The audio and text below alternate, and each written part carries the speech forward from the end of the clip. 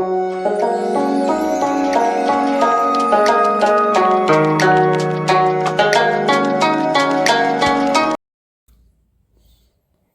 लोग का वेक्टर ख़त्म हो गया था, 3D ख़त्म हो गई है।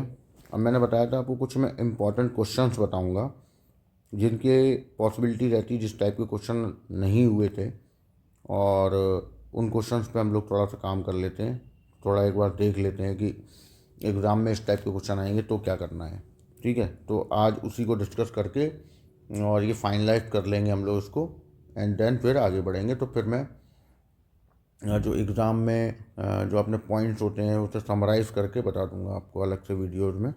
अभी हम कुछ क्वेश्चंस डिस्कस कर रहे हैं। ठीक है, जैसे देखिए, ये हैं कुछ क्वेश्चंस जो इम्पोर्टेंट हैं। ये आपके 3D से रिलेट हैं, और फिर कुछ वेक्टर्स हैं जो पीछे एग्ज़ाम्स में पहले पूछे जा चुके हैं। तो आज जो वीडियो आएगा उसमें ये अपडेट हो जाएंगे, एंड इसके साथ आपका वेक्टर एंड 3D वाला चैप्टर कंप्लीट हो जाएगा। उसके बाद हम लोग समराइज़ करेंगे एक एक चैप्टर को, जल्दी से रिवाइज़ करेंगे, जिससे कि आपको सारी चीज़ें एक बार में दिखाई दे सकें कि मेन चैप्टर्स हम लोग पहले पंच कर लेंगे। जैसे अभी जो बेसिक्स थी हमारी इंटीग्रेशन के बाद में, सेकंड पार्ट जो आपका बुक का था वो तो पूरा हो ही चुका है। जो टफ टॉपिक थे, मैक्सिमम मिनिमा टाइप के, integration, definite, area bounded by curve, differential equation, सारी चीज़ें अभी हो ही चुकी हैं। ठीक है, वेक्टर, प्रोबेबिलिटी, उनमें सब में आपके पास लिंक चला गया है। अभी जो स्टार्टिंग वाले चैप्टर्स रहते हैं ना, रिलेशन, फंक्शन और इनसे रिलेटेड, उनके बारे में हम लोगों ने बातचीत नहीं की है, तो उनको हम एक बार समराइज़ करेंगे कि भाई कैसे करने हैं, या उनमें क्या क्या चीज़ें याद रखें जो हमारा मतलब एकदम रिकॉल हो जाए सारी चीज़ें बढ़िया तरीके से। तो अब हम इन क्वेश्चंस को आज पहले समझ समझ लेते हैं। जैसे क्वेश्चन नंबर फर्स्ट है। फर्स्ट में एक क्वेश्चन हम लोग ए कर लेंगे और एक क्वेश्चन मैं बी करा दूंगा, CDE आप कर लोगे, ठीक, सेम मेथड से। फिर एक सेकंड क्वेश्चन हम लोग कर लेंगे, तो आपका थर्ड होमवर्क हो जाएगा। सेम सिमिलर पैटर्न पे है क्वेश्चन नंबर सेकंड के जैसा। इधर आपके CD और E होमवर्क हो जाएंगे, ठीक है, प्रैक्टिस के लिए। उसके बाद हम लोग एक क्वेश्चन करेंगे 4, ठीक है, फिर एक क्वेश्चन करेंगे 5। ये सारे क्वेश्चंस मैं बताता चलूँगा, 6, 7 और 8। तो अब ये सारे क्वेश्चंस डिस्कस होंगे आज वाली वीडियो में, एंड देन यहाँ पे हम लोग कंप्लीट कर चुके होंगे अपना पूरा वेक्टर एंड 3D। अब इन पे आपको बढ़िया तरीके से प्रिपरेशन करनी है।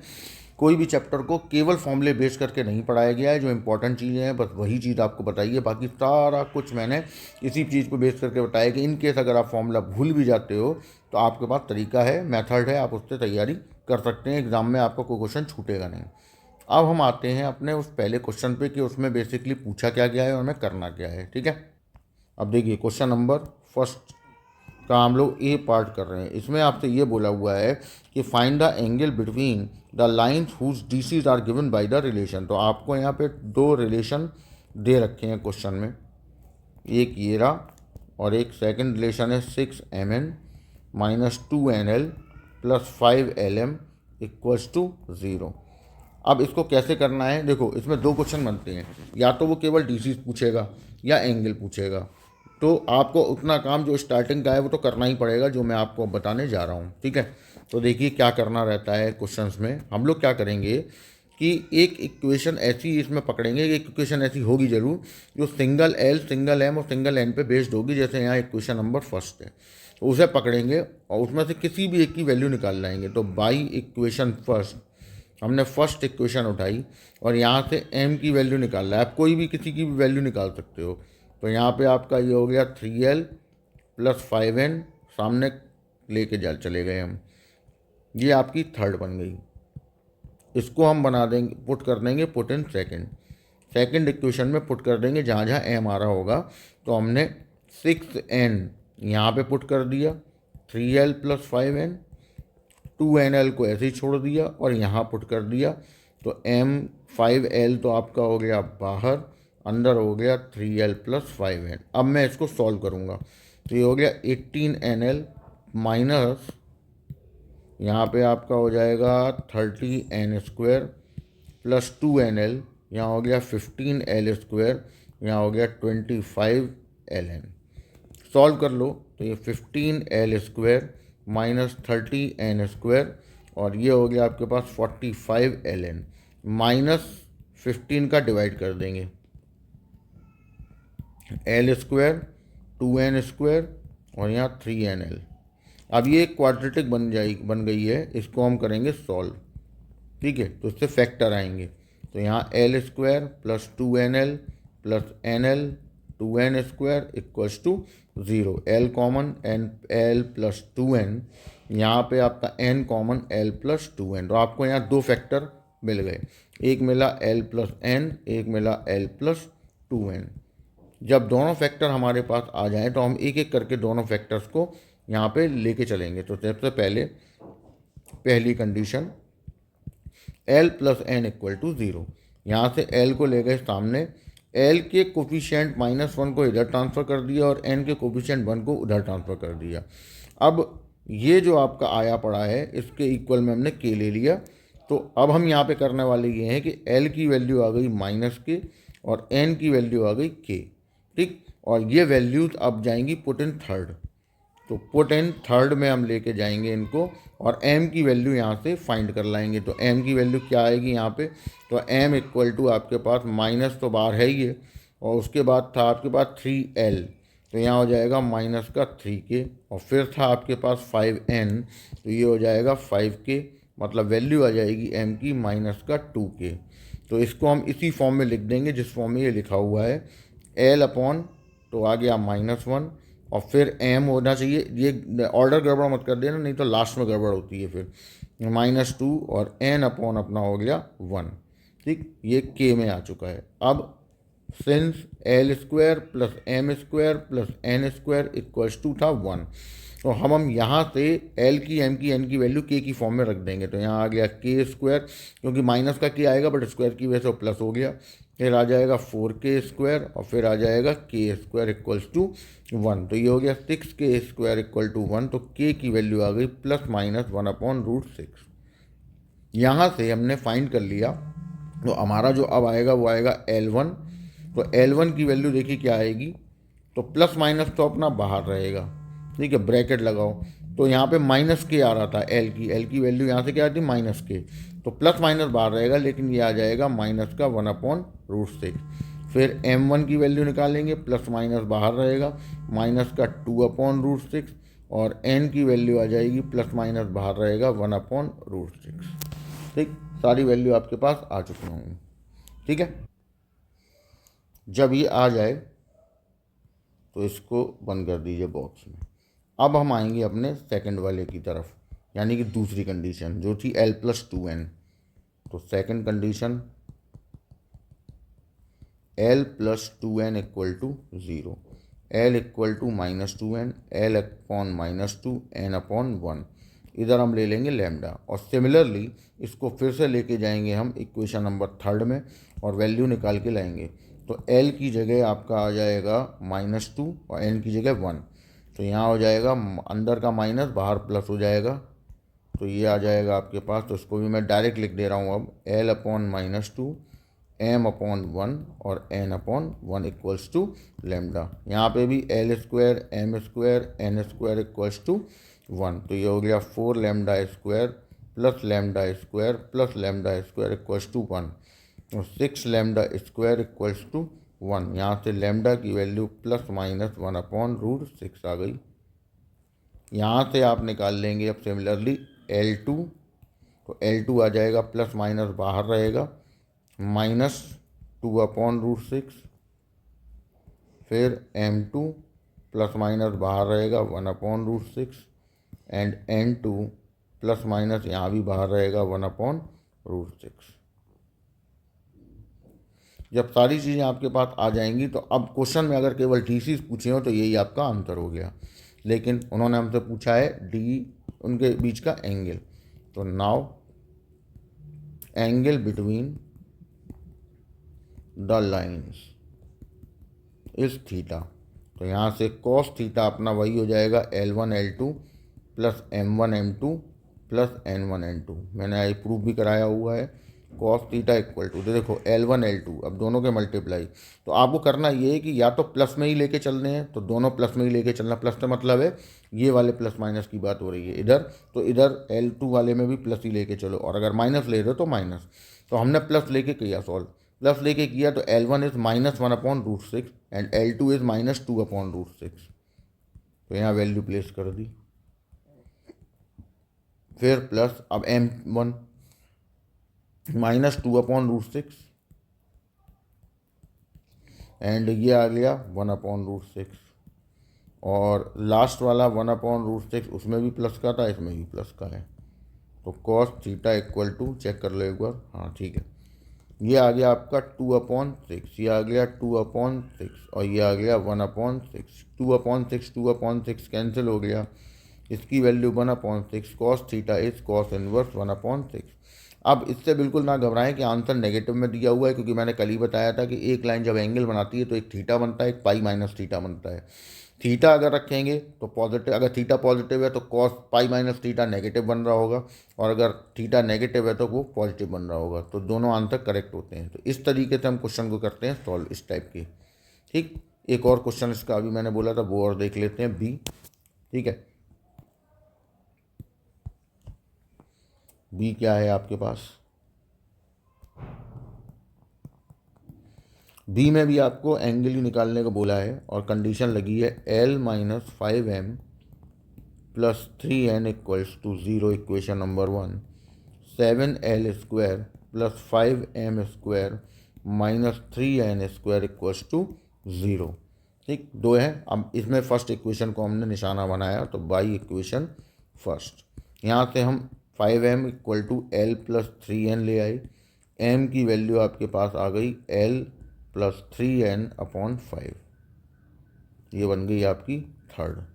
पुट इन सेकेंड,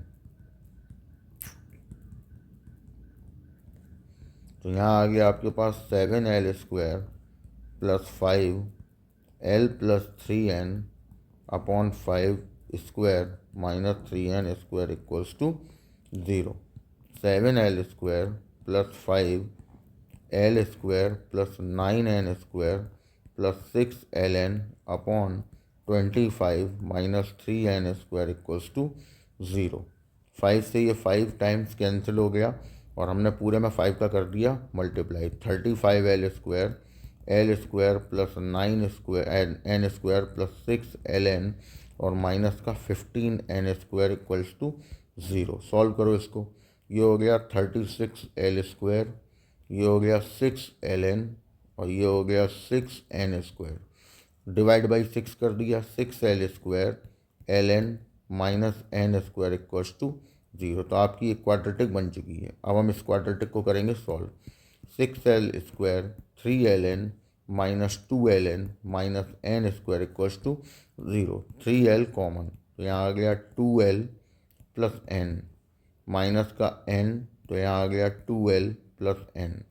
तो 3l माइनस n और 2l plus n equals to 0। जैसे कंडीशन ऊपर बनी थी वैसी कंडीशन आपके पास यहाँ ये बनी है। अब इसमें फिर वही अपना जो अपना करते आए थे वही करने वाले हैं। तो हमने पहली कंडीशन उठाई 3l minus n equals to 0। 3l equal to n, l/1 n/3 equals to k। अब ये जाएगा आपके अपने इसमें इक्वेशन नंबर थर्ड में। पुट इन थर्ड, यहाँ से आप वैल्यू निकाल लाएंगे m की।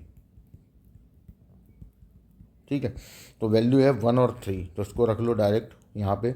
l की जगह 1 और इसकी जगह 3, तो 2 आ जाएगा आपके पास। यहाँ आ गया 2। अब L² plus m² plus n² equals to 1 था, तो ये आ गया आपके पास k² plus 4k² plus 9k² equal to 1। तो ये आ गया k की वैल्यू प्लस माइनस 1/√14। तो यहाँ से देन L1 की वैल्यू आ गई आपके पास, प्लस माइनस बाहर रहेगा 1/√14।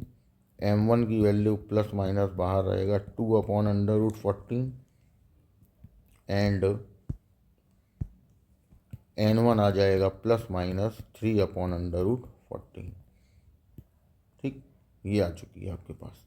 अब कंडीशन दूसरी लेंगे हम लोग, सेकंड कंडीशन क्या थी हमारी, ये थी 2l plus N equal to zero, 2l plus N equal to zero, 2l equal to minus N, L equal upon -1 और N equal to N upon 2 equal to lambda. अब यहाँ से भी हम वही करेंगे, एम की वैल्यू निकालेंगे क्वेश्चन नंबर 3 में ले जाके। तो हमने -1 और 2 रखा, क्या आएगा, तो -1 और 2 5, यानी 1 बचेगा, तो यहाँ आ गया 1। ठीक, जब आ जाएंगे तो अपना वही sense, L square M square N square equals to 1, ये आ जाएगा लेमडा स्क्वायर, यहाँ आ जाएगा 4 लेमडा स्क्वायर इक्वल्स टू 1। तो लेमडा की वैल्यू +-1 अपॉन √6 आ जाएगी। यहाँ से देन L2 आ गया +-1 upon √6, M2 +-1 upon √6 and N2 is +-2 upon √6।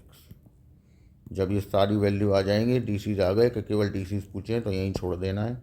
Now angle between them is theta, तो यहाँ से cos theta equal to L1 L2 M1 M2 plus N1 N2। तो यहाँ से कॉस थीटा की वैल्यू देखिए मल्टीप्लाई, ये 14, तो ये माइनस का 1 अपॉन √14 इंटू 6, फिर प्लस दूसरे वाले में जाएंगे तो ये 2 अपॉन था, तो यहाँ हो जाएगा आपका 2 अपॉन √14 इंटू 6, तीसरा वाले में 6 अपॉन √14 इंटू 6। अब इसको करो सॉल्व, कॉस थीटा, तो ये हो गया 8 यानी 7 अपॉन में 2 इंटू 7 इंटू 2 इंटू 3, तो यहाँ से एक 2 चला आया बाहर, 21। अब हम एक काम और कर सकते हैं यहाँ पर साथ में, ठीक है, ये कर सकते हैं ऐसा, हाँ यहीं पे कर लो, आसानी हो जाएगी, इसको ऐसे कर लो, cos theta equal to 7 upon, एक 2 तो आ गया बाहर, एक √7 एक √3, √7 से कैंसिल हुआ, √7 अपॉन 2 √3, तो थीटा की value cos inverse 1 upon 2 √7/3, that is your final answer. इस तरीके से ये क्वेश्चंस को हम लोग हैंडल कर लेंगे, बहुत आसानी से हो जाएंगे, ठीक है। तो ये ऐसे क्वेश्चन हमें ऐसे करने हैं, मेथड आपको समझ में आ गया होगा।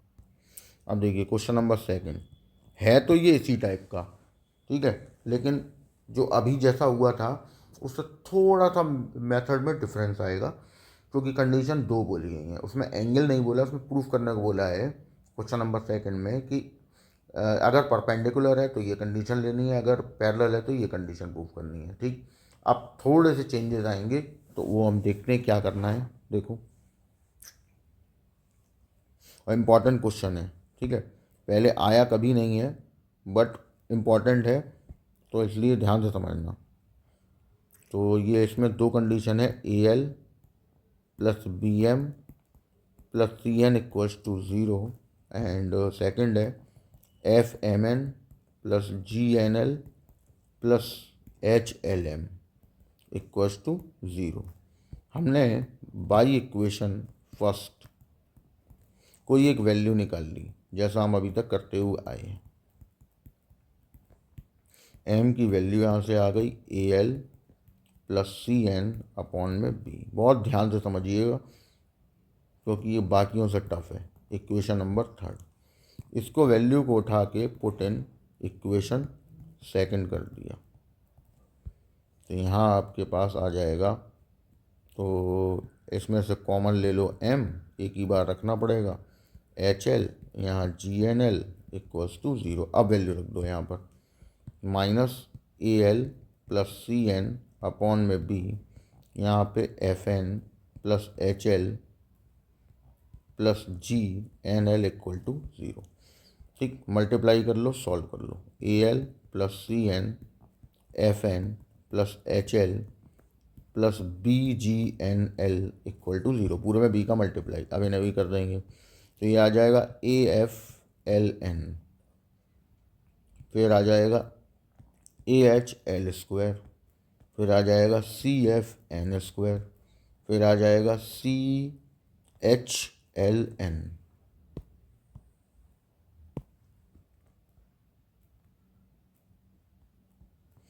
Plus BGNL=0। पूरे में माइनस का मल्टीप्लाई कर देंगे, AHL² प्लस CFN² और यहाँ पे NL, तो क्या क्या बनेगा देखो, AF प्लस का हो जाएगा माइनस का मल्टीप्लाई करने से, CH हो जाएगा और BG माइनस का हो जाएगा =0। ठीक, अब आप इसको ऐसे रख लेंगे सिस्टमेटिकली।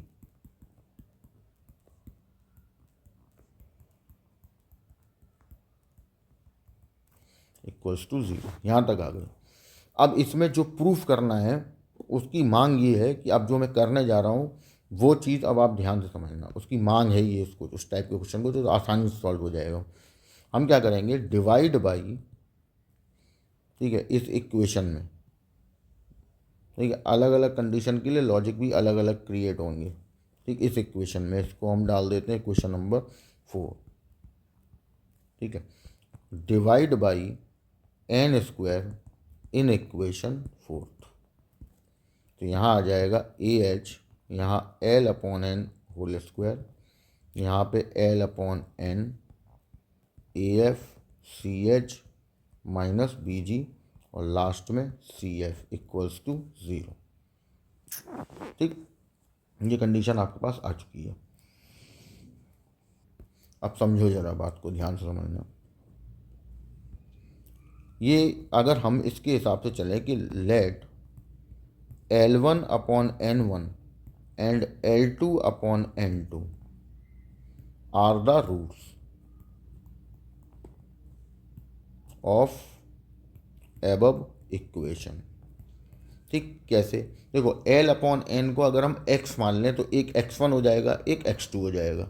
उसी तर्ज पे हमने L1/n1 और L2/n2 लिया है। अब हम आगे की बात करते हैं। अब इसमें हम निकालेंगे प्रोडक्ट ऑफ द रूट्स। निकालने को तो हम सम ऑफ द रूट्स भी निकाल सकते हैं, लेकिन उसकी यहाँ कोई ज़रूरत नहीं है। तो ये क्या आएगा, L1 L2 N1 N2, क्योंकि दोनों कंडीशन मल्टीप्लाई हो जाएंगी। इसको मैं ऐसे दिखा देता हूँ, देखो दो आपके पास हैं, तो अगर उसकी बात करें कि रूट्स के फॉर्म में, तो M1 M2 होता है, तो L1 N1 और L2 N2 ये बनेगा प्रोडक्ट ऑफ रूट। अब होता क्या है, तो वो होता है product of the root C/A। C मतलब CF/AH। तो यहाँ से आपके पास क्या मिला, L1 L2/n1 N2 CF/AH। अब क्वेश्चन पे नज़र डालो और देखो कि ये किस फॉर्म में चाहिए हमें।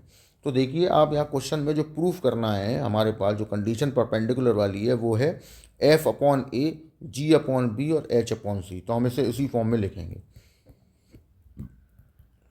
देखो यहाँ पे उन्होंने F/A लिया हुआ है, तो हमने F/A बना लिया, और दूसरा हमारा C/H बन रहा है, हमें H/C बनाना है। तो H/C बनाने के लिए हम इससे पहले C/H लिख देते हैं और इसको ऐसे लिख देते हैं F/A, और इसको रिवर्स कर दिया तो ये H/C। अब हमने इसमें अपना ऐसे कर लिया, देखो ऑल्टरनेटिंग। ठीक, N1 N2 को F/A के पास ले गए तो इनमें रिलेशन आ गया रिलेशन। अब ये वैल्यू आपकी, हम इसे क्या मानते हैं, K, और इसको हम पुट कर देते हैं, पुट इन थर्ड में पुट करेंगे और यहाँ हम वैल्यू निकालेंगे अपनी। अब देखो, आपको सिमिलरली लिखना सिखा रहा हूँ मैं, क्योंकि वैल्यू निकालने में लगेगा टाइम इसमें, तो ज़रा ध्यान से समझना। देखो L1 L2 के अपॉन में F/A आ गया। ठीक, तो ज़रा ऊपर चलते हैं अपनी इक्वेशन में, ये देखिए, इन पे ध्यान दो। ठीक है, जब हमने L लिया तो ये दोनों कनेक्ट हुए F/A।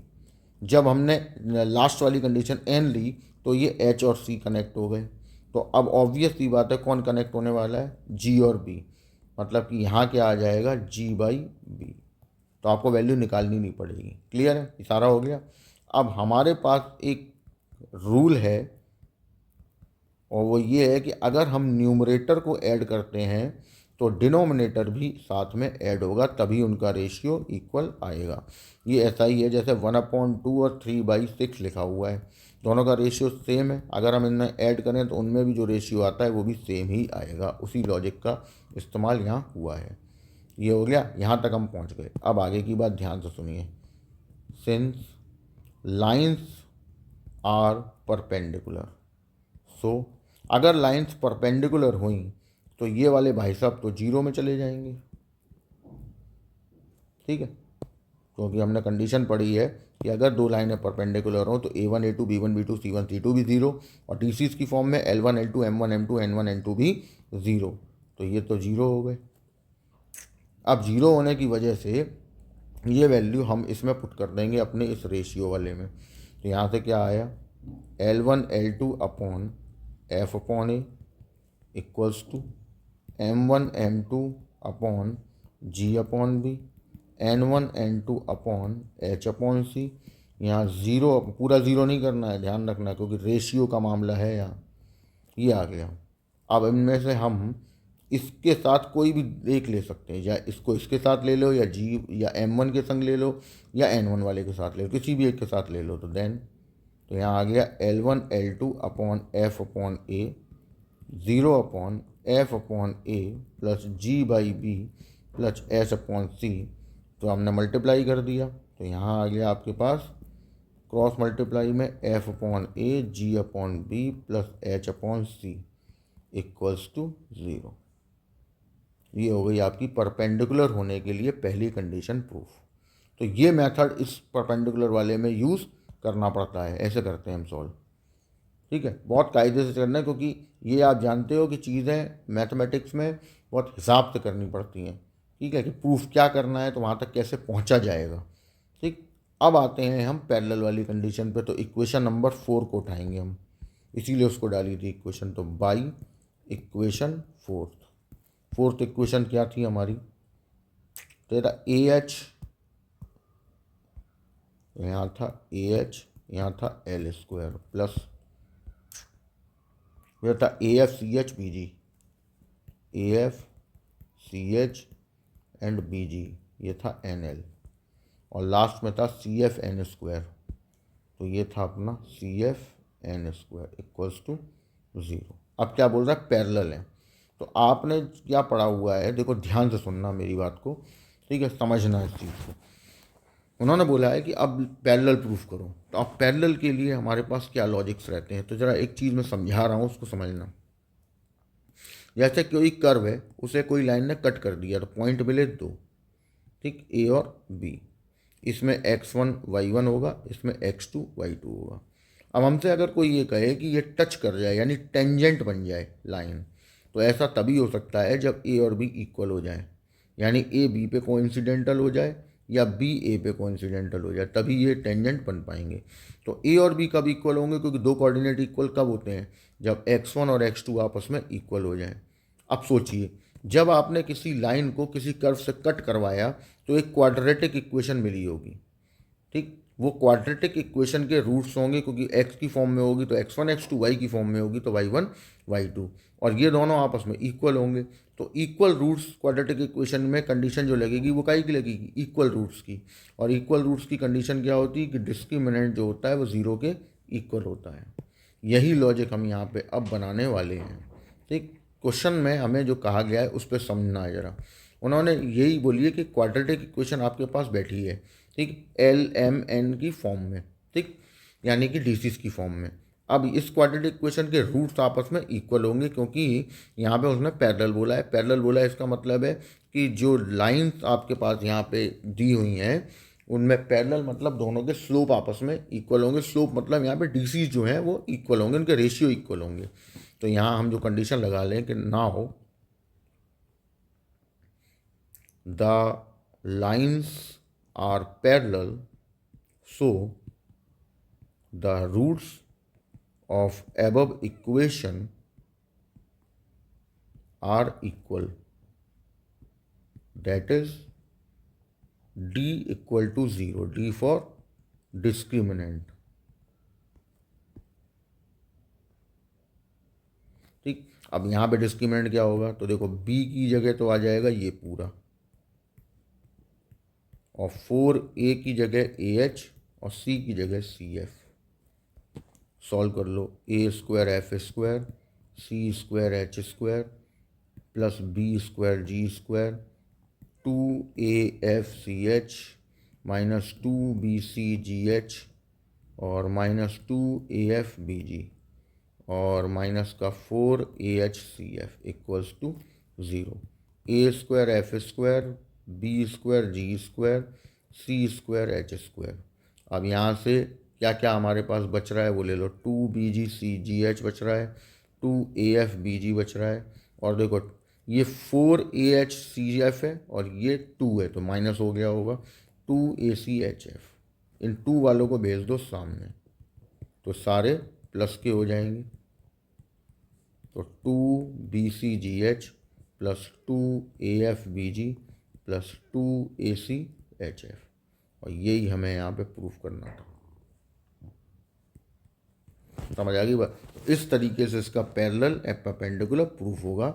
आप इसको ध्यान से पढ़ना क्योंकि पीछे वालों से ये थोड़ा टफ क्वेश्चन था, ठीक है। तो हर चीज़ का एक परफेक्ट मेथड होता है, उसी से ही वो प्रूफ होगी। अब बिल्कुल इसी की तर्ज पे आपको एक क्वेश्चन मैंने दिया हुआ है, क्वेश्चन नंबर 3, तो वो इसीलिए गिवन है कि आप उसको आराम से इसी तरीके से देख के सॉल्व कर पाएँ, जिससे कि आपको वो चीज़ क्लियर हो सके, ठीक है ना। कि एक एक मतलब जो खुद कर लोगे ना तो थोड़ा अच्छे से क्लियर हो जाता है, ठीक है। अब हम चलते हैं क्वेश्चन नंबर 4 की तरफ। ये 4 में आपसे बोला हुआ है कि क्यूब है आपके पास, तो सबसे पहले अब हम वो उस क्वेश्चन को समझ रहे हैं। ऐसा कुछ ये क्वेश्चन आ चुका है पहले, तो इसको समझ,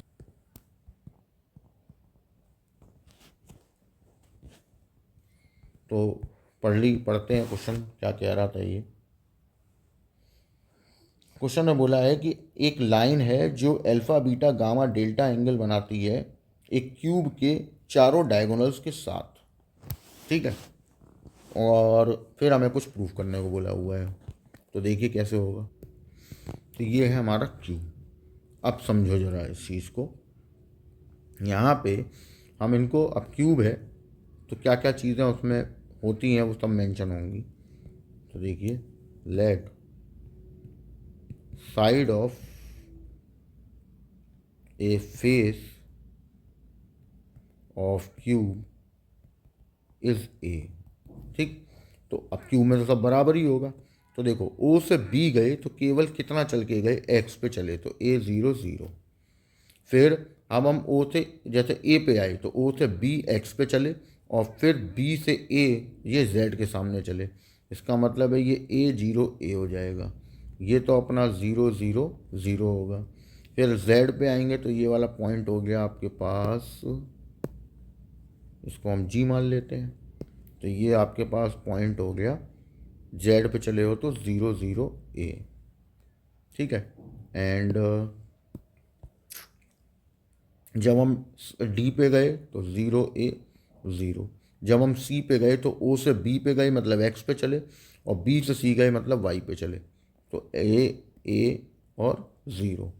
ई के अगर गए होंगे तो ओ से ई पे जाने का तरीका बहुत सारे हैं। ओ से डी, डी से ई पे आ जाओ, या ओ से जी, जी से ई पे आ जाओ, जैसे चाहो वैसे कर लो, ठीक है। तो अगर हम ओ से जी गए यानी कि हम चले जेड पे, और जी से ई जा रहे हैं तो ये वाई के सामने चल रहा है, मतलब 0 A और A आ गया। और एफ में मुझे तीनों चलने पड़ेंगे क्योंकि ये हवा में है, इसलिए तीनों मिल जाएंगे। अब उसने ये कहा है कि अब जो एक लाइन के बारे में बात करेंगे बाद में, पहले इसके चारों डायगोनल्स के बारे में बात करते हैं। तो the diagonals of the given cube are, कौन कौन से डायगोनल होंगे। एक तो आपका डायगोनल हो जाएगा ओ एफ, वेक्टर लगा लो। एक हो जाएगा आपका सी जी, एक हो जाएगा आपका ए डी, और एक हो जाएगा आपके पास बी ई। ये 4 डायगोनल हो गए। आप इसे रूम में भी सोच सकते हो। अब ये निकालने पड़ेंगे क्योंकि हमें ये चाहिए होंगे, इनकी ज़रूरत पड़ेगी। तो ओ एफ में कोई टेंशन नहीं है क्योंकि ओ और एफ ओ जो है 0 0 0 है और एफ ए है।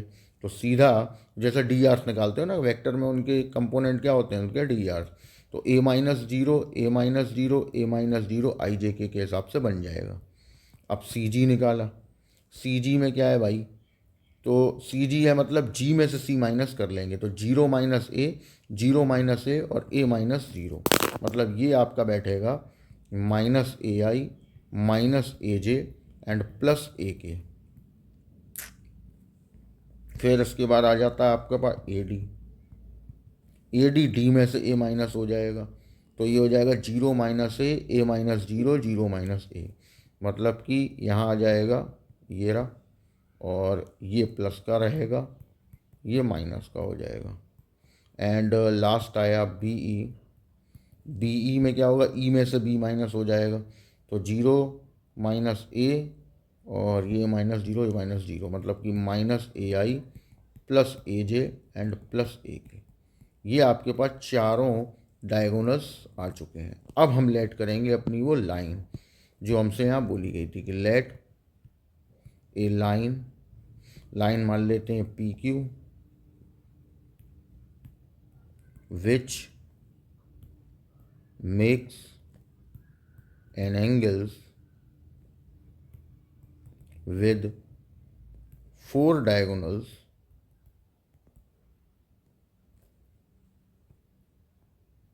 of cube are alpha, beta, gamma and delta. तो हमें पी क्यू भी चाहिए होगा, तो पी क्यू एक लाइन है, लाइन मतलब एक वेक्टर फॉर्म में है, तो हमने इसको ऐसे ले लिया AI + BJ, क्योंकि हमें तो डी आर्स पता नहीं है तो कोई भी ले सकते हैं हम, तो ये रहे। अब एंगल निकाला जाएगा, तो ज़रा एंगल की तरफ ध्यान दें। पहला आया कॉस अल्फ़ा, जो कि है PQ और OF के बीच में, तो ये आ गए, वही अपना पुराना सिंपल फॉर्मूला लगा दिया। अब यहाँ से इसको हम फाइंड आउट कर लेंगे, तो PQ और OF का मल्टीप्लाई होगा, तो हो जाएगा A common, A + B + C upon में आ जाएगा A² + B² + C², और इसका आ जाएगा √3A, A से A कैंसिल, तो यहाँ से कॉस अल्फ़ा आपके पास आ गया A + B + C upon √3 √A² + B² + C²। अब सिमिलरली हम निकालेंगे कॉस बीटा, तो हम निकालेंगे नहीं, केवल सिमिलरली लिखते हुए चलेंगे। ये हो गया आपका PQ और CG के लिए, तो ये आ जाएगा -A -B एंड +C। ठीक, इसके हिसाब से देखते हुए चलते जाओ, अपॉन में √3 √A² B² C²। फिर हम निकालेंगे कॉस गामा, गामा वाला हमारा इसके संग हो जाएगा, तो ये आ जाएगा आपके पास -A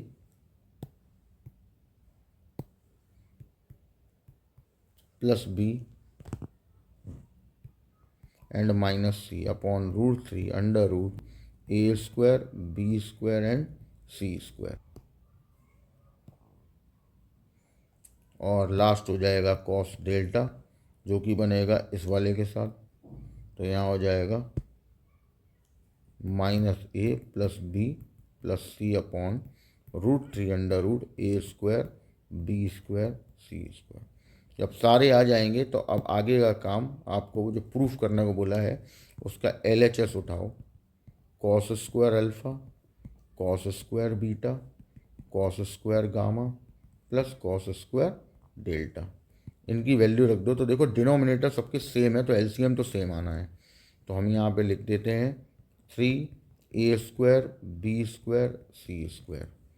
अब ऊपर देखो क्या क्या आता जाएगा, तो पहला आया A + B + C होल², दूसरा आया -A -B + C², तीसरा आया -A + -B C², और चौथा आया -A + B + C²। यहाँ से सॉल्व कर लीजिए A² B² C², 2AB 2BC 2CA। फिर यहाँ आएगा आपके पास A² B² C², यहाँ 2AB -2BC -2ca, फिर a² b² c², यहाँ आया -2ab -2bc और +2ca, और a² b² c² -2ab -2bc और -2ca upon 3a² b² c²। अब देखो 2ab से एक 2ab ये गया, और एक 2ab से एक 2ab ये चला गया, 2bc और यहाँ प्लस आएगा। ठीक, ये कैंसिल, 2ca से 2ca, एक 2ca से ये वाला 2ca, ऊपर ऐड हो गए 4a² b² c² upon 3a² b² c²। ये भी कैंसिल हो गया और आप जो चाहते थे वो प्रूफ हो गया। तो इस तरीके से हम क्वेश्चन को सॉल्व कर लेंगे इस टाइप के। ठीक, तो कोई बहुत ज़्यादा टफ क्वेश्चन नहीं था, केवल हमें कंडीशन जो उन्होंने दी थी उसको याद रखना है, दिमाग में रखना है और सॉल्व करना है। अब हम लेते हैं क्वेश्चन नंबर 5। क्वेश्चन नंबर 5 हलवा क्वेश्चन है, बिल्कुल बोल रहे हैं ये 2 नंबर में क्वेश्चन है। वैसे तो मैं आपको ये चीज़ बता चुका हूँ, फिर भी एक बार याद दिला देता हूँ। अगर आपको ये पूछा, और जहाँ जो बोला गया पहले उसको लिख लीजिए, A B C are mutually perpendicular, यानी a.b, b.c and c.a equals to 0। अब उन्होंने हमसे इसकी वैल्यू पूछी है, तो मैंने आपको ये बुक में ही बता दिया था कि आपको स्क्वायर लेके चलना है ऐसी कंडीशन में। अगर मॉड दिया है, चाहे a+b+c पूछा है, या a+b-c पूछा है, या a-b+c पूछा है, या 2a-b+c पूछा है, या कुछ भी इस टाइप का पूछा हुआ है, तो स्क्वायर लेके चलना है। मॉड है तो 2 का हो या 3 का हो। तो हम पहले इनके मॉड खोल लेते हैं, होल स्क्वायर। यहाँ आ जाएगा 2a.b b.c c.a। अब आप समझ गए होंगे ये तो 0 हो गए, ठीक है, क्योंकि म्यूचुअली परपेंडिकुलर बोला है, तो इनके डॉट प्रोडक्ट 0 हो जाएंगे। ये हो गया 9, ये हो गया 16, ये 25 और ये हो गया 0। तो यहाँ से हमने इसे सॉल्व किया, ये आ गया आपका 50। ठीक, और अंडर रूट को सामने भेजा, प्लस माइनस आना चाहिए लेकिन नहीं आएगा क्योंकि मॉड आपको दे रखा है, इसलिए दैट इज़ योर आंसर। इस तरीके से सॉल्व हो गया। अब हम एक क्वेश्चन मोस्ट इम्पॉर्टेंट है 2 नंबर के लिए, और अब आ चुका है कई बार, उसको करते हैं और समझना उसमें थोड़ा सा ज़्यादा है। 2 नंबर का ही क्वेश्चन है। तो एक क्वेश्चन नंबर 6 क्या कह रहा है ये,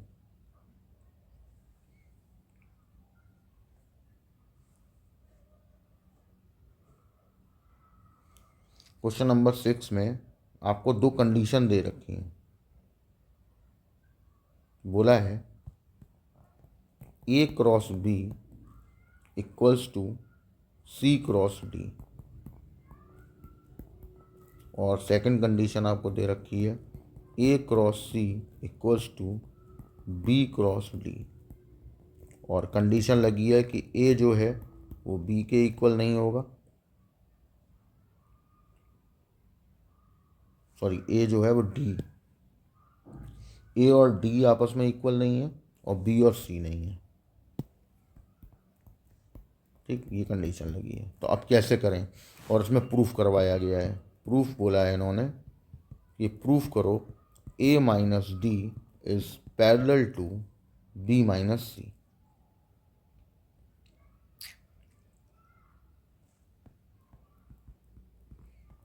तो क्या करना होगा, ध्यान से सुनना, ठीक है। हमने अपनी कंडीशन जो ली है उसमें से मैं एक काम करता हूँ, फर्स्ट इक्वेशन में से सेकंड इक्वेशन को माइनस कर लेता हूँ। प्लस भी कर सकते थे लेकिन हमें माइनस वाला प्रूफ करना है, इसलिए ऐसा किया गया है। अब क्रॉस प्रोडक्ट है, ध्यान से समझना। यहाँ से मैंने ए को कॉमन लिया, लेकिन याद ये रखना है कि जब आप ए कॉमन ले रहे हो तो ए दोनों एक साइड में ही होना चाहिए, जैसा यहाँ है a×b है और दूसरा a×c है। अगर दूसरा c×a होता तो हमें पहले a×c बनाना पड़ता, तब वो कॉमन आता।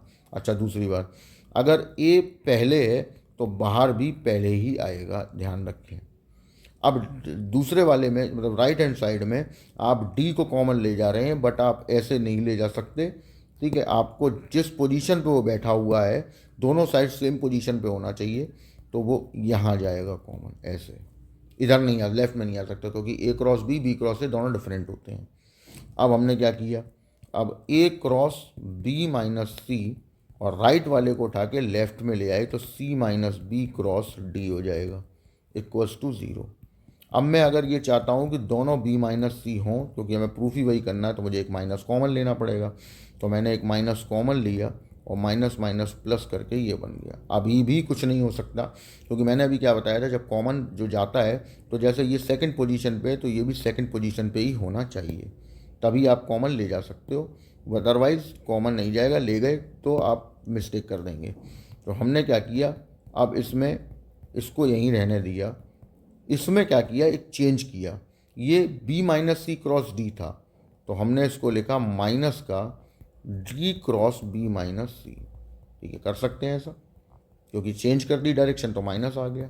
तो यहाँ से आपके पास क्या मिला फाइनली, तो यहाँ मिला आपके पास D cross B minus C equals to zero. अब आप यहाँ से लेके जा सकते हैं common cross B minus C को इक्वल्स टू ज़ीरो। अब देखो, दो मैंने बताया था कि जैसे दो वेक्टर परपेंडिकुलर हैं तो उनका डॉट प्रोडक्ट जीरो होता है, और अगर क्रॉस प्रोडक्ट जीरो है तो इसका मतलब दे आर पैरेलल। तो आप यहाँ लिख देंगे then A minus D is parallel to B minus C. तो ये इस तरीके से प्रूफ हो जाएगा। तो ये ध्यान रखना है कि क्रॉस प्रोडक्ट में इसमें मैनिपुलेशन है, बहुत बड़ा क्वेश्चन नहीं है, 2 नंबर का क्वेश्चन है, तो इसमें सिर्फ मैनिपुलेशन है। और मैनिपुलेशन में हमें केवल एक चीज़ याद रखनी है कि कौन सी चीज़ हम किस साइड में कॉमन लेके जा सकते हैं in a cross product, not a dot product. Dot product में तो A minus A dot B और बी डॉट ए सेम ही रहते हैं। तो यहाँ ये याद रखने वाली बात है, नहीं तो मिस्टेक हो सकती है। ठीक है, अब देखिए 7 और 8 क्वेश्चन मैं आपके लिए छोड़ रहा हूँ, बहुत हलवा क्वेश्चन है ये भी। कंडीशन सब बनी हुई है और ऐसे क्वेश्चन हम लोग पीछे कर भी चुके हैं कि एक वेक्टर दिया, मतलब हटा दिया, उन्होंने पूछा है और कंडीशन लगी हुई है, तो आपको इन कंडीशंस को सॉल्व करके वो वेक्टर फाइंड कर लेना है। इधर भी यही है, आर वेक्टर निकालना है, इन कंडीशंस को सॉल्व करके फाइंड कर लेना है वेक्टर को। ठीक है, तो यहाँ आपका 3D एंड वेक्टर कंप्लीट हो जाता है और जो मोस्ट इंपॉर्टेंट क्वेश्चंस थे वो भी यहाँ हो जाते हैं। इन केस अगर कोई क्वेश्चन ऑब्जेक्टिव में या किसी में मिलेगा तो अभी मैंने बोला ही था, मैं अब वीडियो समराइज़ करके बताऊंगा कि सारी चीज़ों पे हम लोग एक एक दो दो चैप्टर पे बात करते हुए जाएंगे और उनकी समरी पे बात करेंगे हम कि उस पूरे चैप्टर में हमने क्या क्या पढ़ रखा था और उसको क्या क्या याद रखना है, कौन कौन सी चीज़ें हैं जो आपको दिमाग में रखनी है, कैसे दिमाग में रखनी है, वो सारी चीज़ें हम लोग बात करेंगे कल के वीडियोज़ में। और अब जो वीडियोज़ आएंगे वो इसी के बेस पे मैं डालूंगा कि आपको और एग्ज़ाम के लिए क्या क्या पॉइंट चाहिए, वो पॉइंट आउट आपको करके दूंगा मैं। तो वो पॉइंट आप अपने पास नोट डाउन कर लेंगे और लास्ट में वही पढ़ के चले जाएंगे। क्लियर? चलिए, आप सभी लोग बढ़िया तरीके से प्रिपरेशन करिए। ठीक है, और रिपब्लिक डे की सभी को बधाइयाँ। साथ ही साथ मैं बोलूँगा एक सैम्पल पेपर आप ले लीजिए, तो सैम्पल पेपर कम से कम एक सैम्पल पेपर आप डेली लगाएं। और उधर आपको मैथ्स के पेपर में भी गैप मिला हुआ तो उसमें भी सैम्पल पेपर ही आपकी हेल्प करेगा। सिंपल रूल है, सैम्पल पेपर लगाओगे तो आपको उससे ये पता चलता रहेगा कि मेरी कमी कहाँ है, उस कमी को ही दूर करना है बस। ठीक है, अब एंड मोमेंट पे पूरा सिलेबस तो नहीं पढ़ा जा सकता, ठीक है, लेकिन बेसिक चीज़ें आपकी मैं बता रहा हूँ कि आप सैम्पल पेपर उठाओ और एक सैम्पल पेपर 3 घंटे का टाइमर रख के किसी भी टाइम एक लग के देख लो और उसमें अपनी गलती मार्क कर लो कि ये चैप्टर्स की क्वेश्चंस की मेरी गलतियाँ आ रही हैं, उन्हीं चैप्टर्स को एक बार रिवाइज मार दो, उनके ही पॉइंट्स रिवाइज मारो और आप देखो इम्प्रूवमेंट 4-5 में ही आपको दिखने लगेगा। ठीक है, चलिए, ओके, बाय बाय।